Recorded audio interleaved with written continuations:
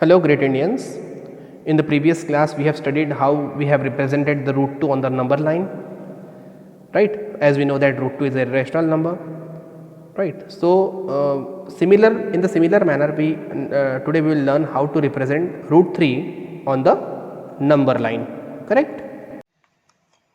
So initially we will start our steps by drawing a number line.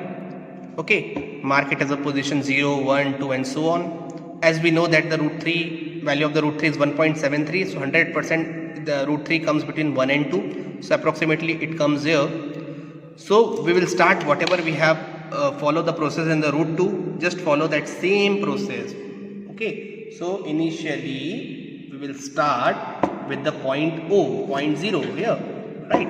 So we will start here, mark it as a point, mark one unit from point O, name it as a point A.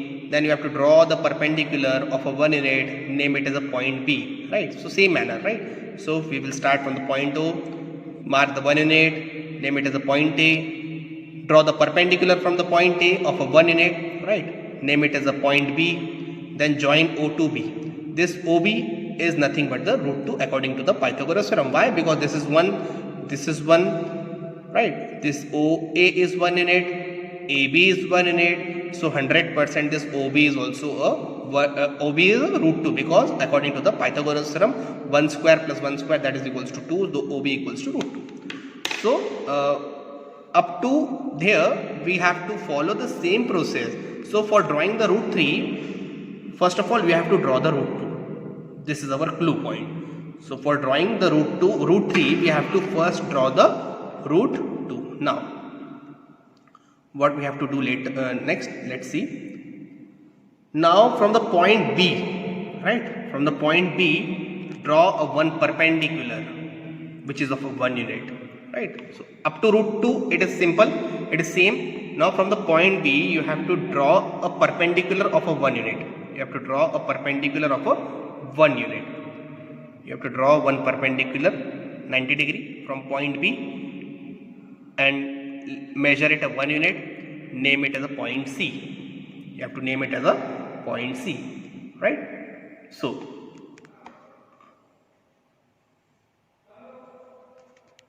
this is the position of the 1 unit, correct?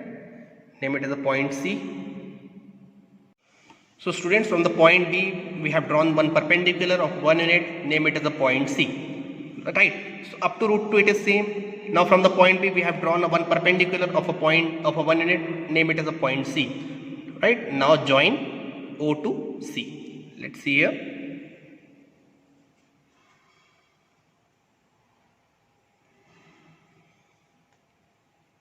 So from the point C join O to C, correct? This we have joined O to C. Okay, this OC is nothing but the root 3. This OC is nothing but the root 3. Let's learn how this OC is root 3. As we know that according to the Pythagoras theorem, this is a right angle triangle. Now this is a new right angle triangle, O, B and C. This is a right angle triangle. Value of the OB we know, root 2. And here we have taken 1 unit. Now apply the Pythagoras theorem. This is hypotenuse, this is perpendicular, or this is perpendicular, or this is base. You can take anything. Now according to Pythagoras theorem, hypotenuse square is equals to base square plus perpendicular square. So OC square equals to OB square plus BC square. This is OC square equals to, according to the Pythagoras theorem. What is the value of OB? OB value is root 2.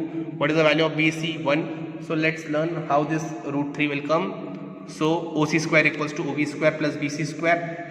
The value of the OB is root 2 square plus 1 square. What is the root 2 square? Root 2 square is 2, 1 square is 1. So 2 plus 1, that is equals to 3. So this is the value of OC square. What is the value of OC square? 3. So OC equals to under root of 3, because this is in square. When we take a square root, the OC will be root 3. OC will be root 3. So this is root 3. Correct? So this is how this OC is root 3 according to the Pythagoras theorem. Correct? Now name it as a root 3, because from Pythagoras theorem this OC is a root 3. Now what we have to do? Take a compass.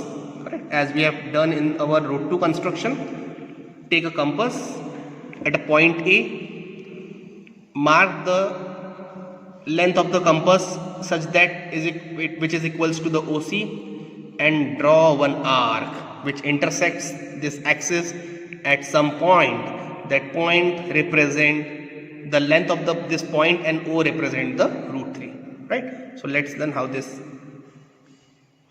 which we can represent it. So mark the position of the compass from the point O, take a length of the OC, right? Take a length of the OC, draw one arc which intersect this axis, name it as a point D, name it as a point D. So this OC and OD both are equal. Why this both are equal? Because they both are the radius, right? This OC and this OD, this both are equal, and this is nothing but the root 3, correct? So how we can represent this root 3 on the number line? This OD will represent this root 3 on the number line, correct?